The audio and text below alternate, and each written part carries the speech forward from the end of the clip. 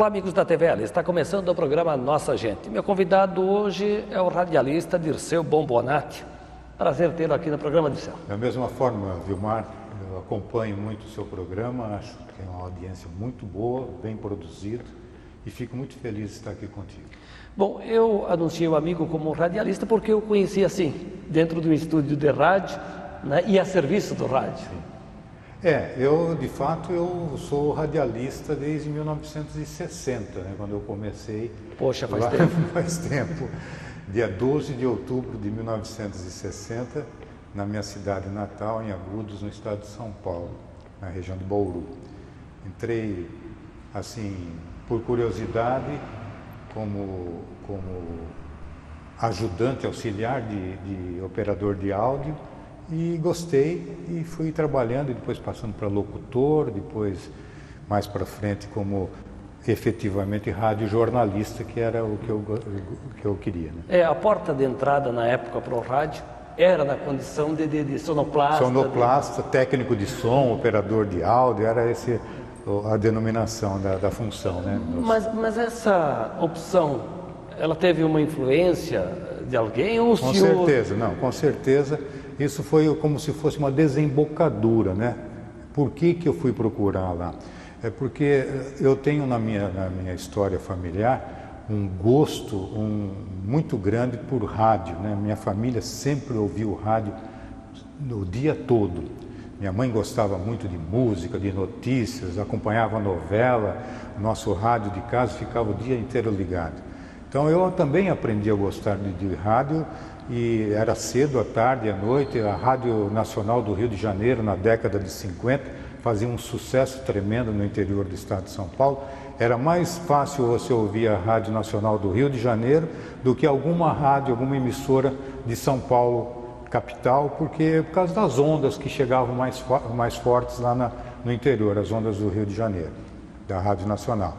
Então eu aprendi a gostar de comerciais, das músicas, dos locutores, até acompanhava junto com a minha mãe as novelas, o Direito de Nascer. Quando eu não estava na escola, eu estava em casa, no tempo de criança, então eu tive uma influência muito grande do rádio e também do jornal, que meu pai trazia todo dia o jornal, o Estado de São Paulo, para ler em casa, então eu também acompanhava. Ele lia num dia, à noite, né? E no dia seguinte ele deixava para a gente ler. Agora o senhor toca num ponto importante, né? Na época de ouro, claro, do rádio, radionovela, que para alguns parece até uma surpresa falar de novela do rádio.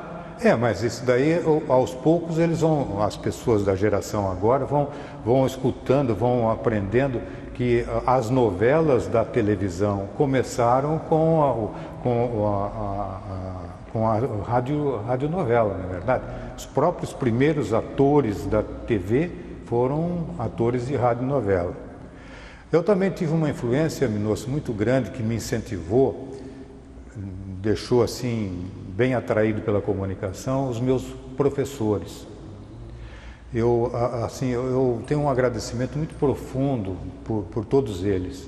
Fui assim beneficiado por Deus e por eles para ter todo esse conhecimento, essa massa crítica que hoje nós temos, graças a esse impulso, a motivação dos professores de português, né?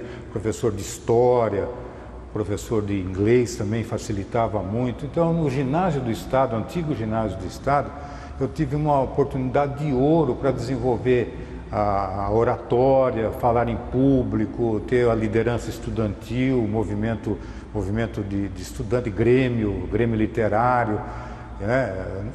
Lá naquela época eles desenvolviam muitas atividades. Então era júri simulado, era teatro na escola. Para mim, eu tive a chance de fazer até a direção de teatro dentro da escola. Então vai abrindo a cabeça da gente, o conhecimento ajuda muito.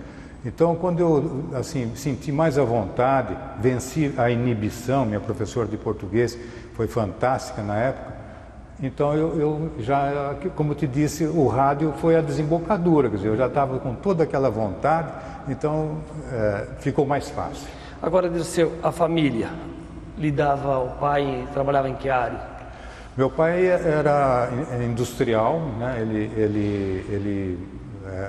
A família mudou de São Paulo para o interior, porque meu pai foi contratado para dirigir uma indústria de seda, lá em Agudos, uma empresa do Grupo Votorantim, do Antônio Hermílio de Moraes, e eu nasci em Agudos. Minha família já veio, minha irmã e meu irmão e minha mãe já vinham de São Paulo. Então meu pai sempre trabalhou com indústria, né? E depois ele também constituiu uma empresa própria no mesmo ramo. Então a minha infância foi assim, dentro de uma indústria de seda, de uma fábrica grande, e depois quando mais rapaz, assim 14, 15 anos, já comecei a trabalhar junto com ele na própria fábrica. E minha mãe era assim muito ligada à religião, gostava muito de trabalhar na assistência social, fazia assim um trabalho muito interessante na comunidade. Gostava muito de ajudar o próximo. Então nós vivemos esse clima familiar. De origem italiana? Origem italiana, né? 75% do lado italiano e 25% do lado alemão. Né? Os oriundi da... Então o vinho e a cerveja fazem cerveja quase que ficava empatado. Vinho muito mais do que cerveja, no caso. E lá nós tínhamos uma fábrica de cerveja, temos uma fábrica de cerveja lá em Agudos, que é a maior filial da Brahma, que agora é a Ambev, né? Está lá na cidade. Então a gente tinha a cerveja da cidade para tomar também. Pois é. Então o teu primeiro emprego mesmo foi lá na empresa do seu pai? Não, o primeiro, mas não diria, como se diz assim, você está ajudando o pai. Então, porque na época podia ajudar o pai e podia começar a trabalhar cedo. Era até que interessante, eu até discutia isso em casa, que meu pai falava, vai brincar, eu falava, não, eu quero trabalhar, né? Vai brincar, eu quero trabalhar. Então, aí eu fui procurando alguma coisa para fazer. E o rádio, eu comecei com 13 anos e meio, quer dizer, o meu primeiro emprego foi operador de áudio, né? E porque eu fazia isso no horário à noite, entrava às 6 da tarde, saía às 11, né? 10 e meia, 11 horas eu saía do... Então era o colégio e a rádio? Era colégio, brincava em casa à tarde e depois ia para o rádio. Aí comecei a estudar em outros cursos, né? Aí então começou a fábrica também com meu pai. Aí eu estudava cedo, trabalhava com meu pai à tarde e à noite o rádio. Agora, Dirceu, eu quero, se me permite, abrir um parênteses nessa questão do rádio. Porque, sabe, tem muita gente que vive o rádio e gosta de acompanhar as coisas sobre esse meio. Com certeza. Outras vivem na descoberta. Eu quero abrir um parênteses nessa parte e vou falar de tecnologias que hoje são tão avançadas, né? Para você recordar um pouquinho, era tempo de cartucho, uma coisa mais obsoleta ainda? Fica quieto. Na minha época, Minosso, o primeiro serviço que eu tive que fazer como operador de áudio foi aprender a trocar a agulha do picape, do toca-disco, que antes era acetato, eram os discos 78 rotações, então não existia vinil ainda, não tinha LP. Estavam lançando ainda, mas não tinha chegado ainda no Brasil, mas aí você trabalhava com 78 rotações. E a agulha era uma música a cada lado do disco. Então a agulha só dava para tocar um lado e o outro. Depois, na outra vez, no outro disco, você tinha de desparafusar a agulha, tirar a agulha, pegar da caixinha e pôr uma outra para tocar. Então, esse era o trabalho que a gente tinha que fazer. E no tempo corrido, porque tinha 2 toca-discos, 2 picapes no rádio, então enquanto estava tocando um comercial, você já estava se preparando para o outro. Ou deixava um com música pronto para tocar e o outro só para comercial. Então você ficava assim, na base da agulha, né? Porque quando eu falei em cartucho aqui, aos leigos... Cartucho veio depois, cara. Mas para os leigos era um formato de exibir comerciais, os comerciais, as gravações. Tudo. Era uma coisa mais moderna, então? Não existia. No teu tempo? No meu tempo não existia cartucho. Como era feito o trabalho de chamadas, de prefixo, por exemplo? Era num gravador tipo Akai, daqueles antigos, né? E era só rolo, você trabalhava só com o rolo, só com rolo. Mas era assim, uma vez ou outra você tinha, o resto era no gogó mesmo. O locutor era testemunhal. 24 horas, vamos dizer, ele trabalhava só com testemunhal e tinha alguns efeitos sonoros, que era na base do rolo, Akai, Kenwood, aquelas marcas importadas, né? E o resto era disco mesmo. O comercial era gravado nas editoras de discos, né? Nas gravadoras, em acetato. Isso lá em Agudos? Era gravado na região, em Bauru.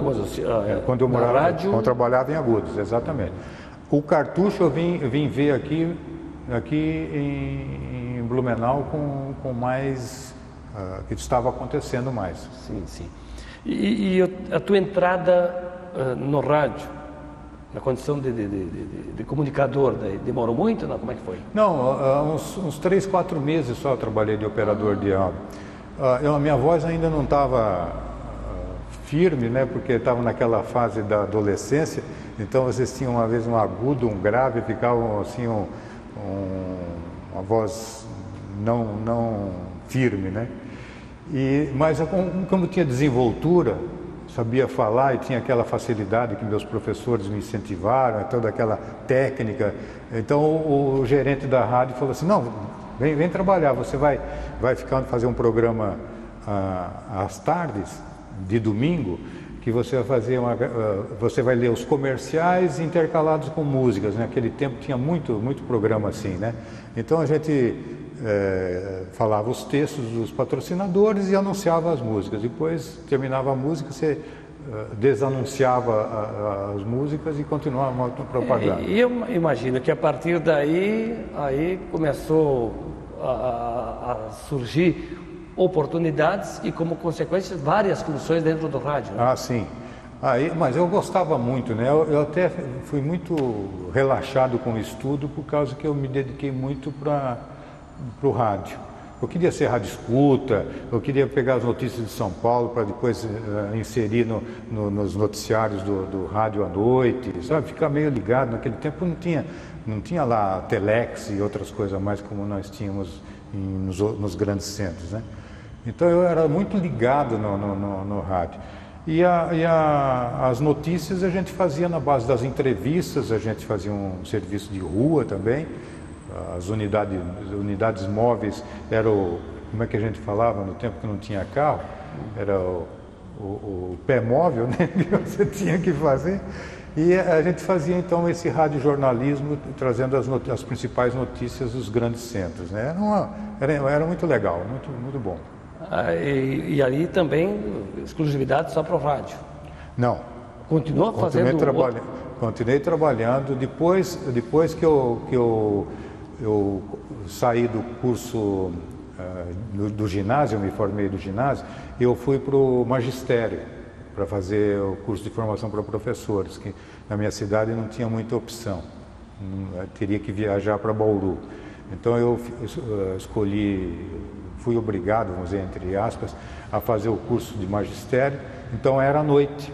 Então eu abandonei o rádio e comecei a fazer só free de reportagens e cobertura de jornalística para a prefeitura, para empresas, nos fins de semana. Então a gente ia lá, gravava, fazia entrevistas, inauguração de lojas, essas coisas todas. Então fazia uns free assim e trabalhava mais na fábrica com meu pai e meu irmão, cedo e à tarde, né? Só no fins de semana eu fazia rádio. Que década era essa? 65 até 70, mais ou menos. Nos anos 60. É. Dirceu, vamos fazer um breve intervalo e depois a gente retoma essa conversa? Com certeza. Então daqui a pouco voltamos para a sequência do programa Nossa Gente. Fique ligado. Até já.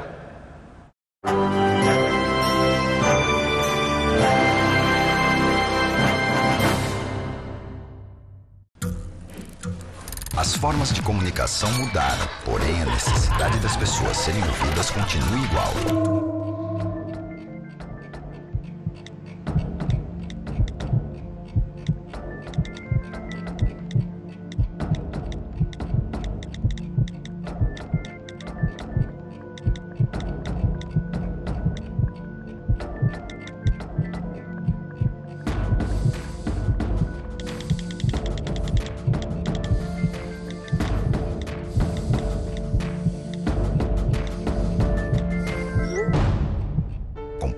com o CVV aquilo que você não divide com ninguém.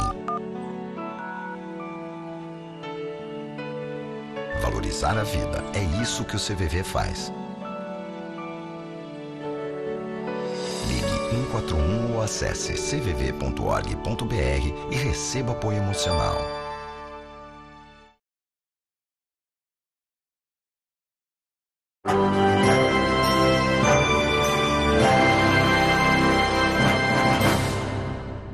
Estamos de volta na sequência do programa Nossa Gente. Meu entrevistado hoje é o Dirceu Bombonati. Nascido em Agudos, estado de São Paulo, trabalhou e estudou no interior do estado de São Paulo e se mudou para Blumenau na década de 80, né? 88 eu vim com a família para cá mudando, mas eu conheço Blumenau desde 1972. Em 1972 eu vim como turista aqui para conhecer e gostei muito da cidade, nós gostamos muito da cidade.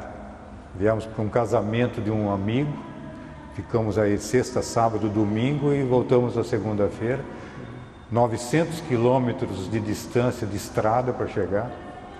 E aí em 72, 73, 74, 75, todo ano a gente estava aqui. Então eu conheci Blumenau na época do prefeito Evilásio Vieira, depois de Félix Tais. Cada ano eu estava aqui, então eu sabia das inaugurações que estavam acontecendo, então eu acompanhei bem de perto, assim, de perto é a maneira de dizer, mas sabendo, né, a inauguração da Beira Rio, a inauguração da Rua das Missões, então eu fui acompanhando o desenvolvimento de Blumenau. Antes ainda de vir para Blumenau, além do rádio, o senhor trabalhou também em jornal, né? Lá?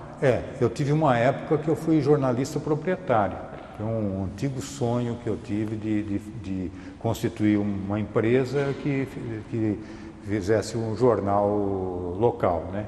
Offset, bissemanário. Então eu tive uma experiência de 4 anos como jornalista proprietário, de 79 a 83. Além do Grêmio Estudantil na escola, também depois o Rotary fez parte da tua vida? O Rotary foi, a época de rotariano foi assim uma das melhores épocas da minha vida. Pelo conhecimento que você tem, pelo envolvimento com as pessoas da sociedade, pelas amizades, pelo companheirismo, todo um trabalho. Eu tirei o maior proveito, bom proveito dessa época. Fui 20 anos rotariano. Então eu tive uma boa oportunidade de ampliar meus conhecimentos, de colecionar conhecimentos, eu coloco como isso. Porque você está diante de um grupo de empresários, de sócios do clube, não só da sua cidade, mas da sua região, você está dentro de uma instituição. E eu era bem operante, eu gostava de trabalhar. E aí eu comecei na lida do Rotary como interactiano, como jovem num clube de jovens patrocinado pelo Rotary. O Interact, depois tem o Rotaract, depois o Rotary, né? Eu só passei pelo Interact e já fui para o Rotary. Que legal. Bom, mas na atividade profissional o senhor conheceu muita gente, fez amizade, entrevistou pessoas importantes. Sim. Né? Uma delas, por exemplo, já de saudosa memória, mas faz parte e está na história, o ex-presidente Jânio Quadros. Exatamente. O Jânio Quadros, na época que ele estava como candidato a governador de São Paulo pela segunda vez. Então, como jornalista, eu fui o entrevistador dele. Foi muito interessante a passagem dele por lá. Então, eu gravei uma entrevista com ele, publiquei no jornal. Também gravei e publiquei com exclusividade entrevista com o Paulo Maluf, com o ministro Mário Andreasa, da época, ele era vice-governador, depois na época governador José Maria Marim, que é o personagem hoje da FIFA, da CBF. Então, nessa época, as lideranças políticas e comunitárias que se faziam presente na cidade, eu como jornalista tive essa oportunidade de entrevistar. E o Pelé? O senhor só viu jogar Ou chegou a ter algum contato profissional também? Contato profissional também, eu fui na época num congresso internacional do Rotary em São Paulo e o Pelé foi um dos palestrantes. E eu me apresentava na época como rotariano e jornalista credenciado, que eu tinha essa classificação de jornalista. Então, na época, numa entrevista coletiva, eu também participei, entrevistei ele e tal. Foi numa convenção internacional no AMB em São Paulo, com a presença da Madre Teresa de Calcutá. Isso foi na década de 70, foi muito interessante também, uma grande experiência internacional. Como é que foi, na tua época, na época do governo militar, trabalhar no rádio, na imprensa? Nós não tínhamos tanto conhecimento e informação como as pessoas mais próximas às capitais, como Rio de Janeiro, São Paulo, que estavam mais Belo Horizonte, mais próximo do governo militar. Mas a gente sabia que existia, sim, censura, a gente era obrigado a ter, assim, um pé para trás nas divulgações. E eu, pela minha atividade estudantil, de liderança, de fazer no grupo Interact mesmo, no clube, nas promoções que a gente fazia, eu depois descobri que eu estava sendo monitorado pelo Serviço Nacional de Inteligência, o SNI da época, que era o representante na minha cidade, era o sargento do Exército. Dirceu, aqui em Blumenau, a tua chegada definitiva foi em 1988. Já veio para trabalhar no rádio? Eu tinha um interesse muito grande de trabalhar aqui, porque para quem estava numa cidade do interior de São Paulo, que só tinha um veículo de comunicação, e uma rádio e um jornal, aqui nós tínhamos, na época, em década de 80, nós tínhamos 10 emissoras, 5 AMs e 5 FMs, né? E tínhamos ainda a Coligadas, a TV, RBS. Hoje é RBS, e tínhamos também vários jornais. Santa, que ainda está aí. Não, o Santo, que era o Diário, mas nós tínhamos outros jornais também de bairro, não é verdade? Tinha uma força muito grande. Eu falei, meu Deus do céu, eu numa cidade dessa, eu tenho que trabalhar ou no jornal ou no rádio. E foi na Rádio Jornal, né? Rádio Jornal de Santa Catarina. Eu apresentei meu currículo para o então diretor de redação, Altair Carlos Pimpão, e demorou muito para ele me chamar. Depois eu descobri que a empresa estava sendo comprada pelas empresas têxteis aqui daquela época, né? Hering, Karsten, Kremer, etc. Eram seis empresas. E então ele saiu, Pimpão saiu, entrou o Osni Schmitz como diretor de redação. Então aí, quando ele entrou, ele me chamou. E eu comecei na Rádio Jornal de Santa Catarina e já peguei enchente para transmitir, e trabalhar e ter experiência com enchente. Para fazer o teste, né? Fiz um grande teste, cara. É o enchente de 92 daí, né? 92. Pois, além da Rádio Jornal, depois Blumenau, né? Nereu também? Eu trabalhei na Rádio Jornal de Santa Catarina, que depois a RBS comprou o jornal, mas não comprou a rádio. Ficou com o Osni? Ficou com o Osni Schmitz. Aí eu trabalhei mais um ano com o Osni, aí a Rádio Nereu me contratou, então eu fui para a Rádio Nereu, eu trabalhei lá uns 4 anos. E aqui em Blumenau, especificamente na área de jornalismo, né? Área de jornalismo.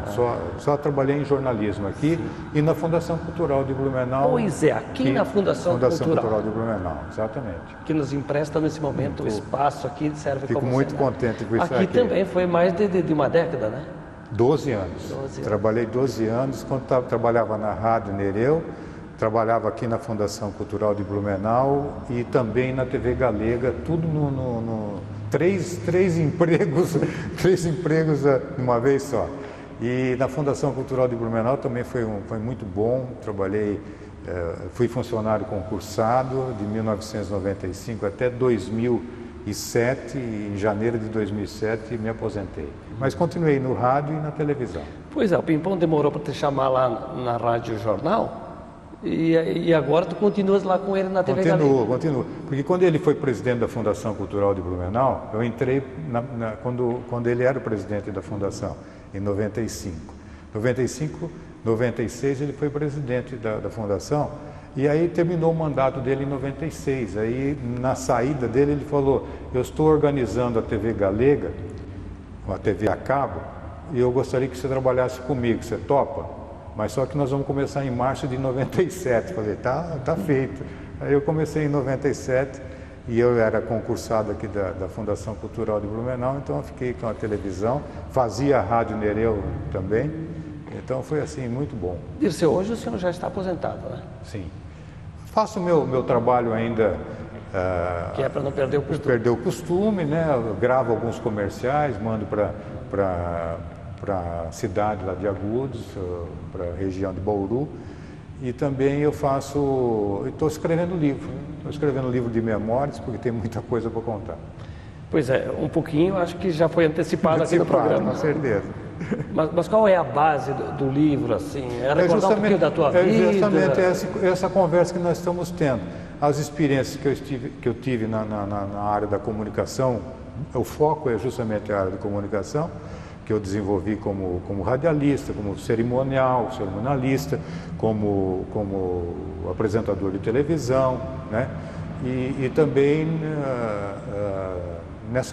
em toda essa outra parte de eventos e dentro da ação cultural. Aqui na Fundação foi uma época muito brilhante. Tivemos a grande oportunidade de fazer projetos, de criar a editora Cultura em Movimento, que também é da área da comunicação, o Museu Gráfico, que é a gráfica da Fundação Cultural de Blumenau, né? A editora publicando, na minha época nós publicamos quase uma centena de livros.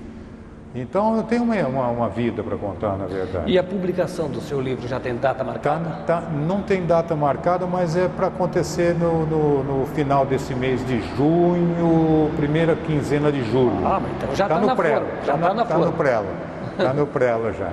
Ah, que bacana. E no mais, curtindo a vida. Curtindo, né? A vida, viajando, conhecendo, passeando, Nova York, estou querendo ir para a Alemanha, estou aí. Tem que aproveitar, né? Tem que aproveitar. A parte do trabalho...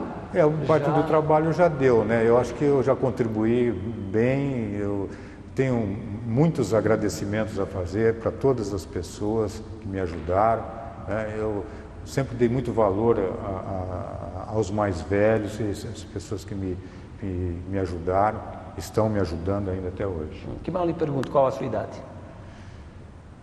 Mulher não gosta de falar.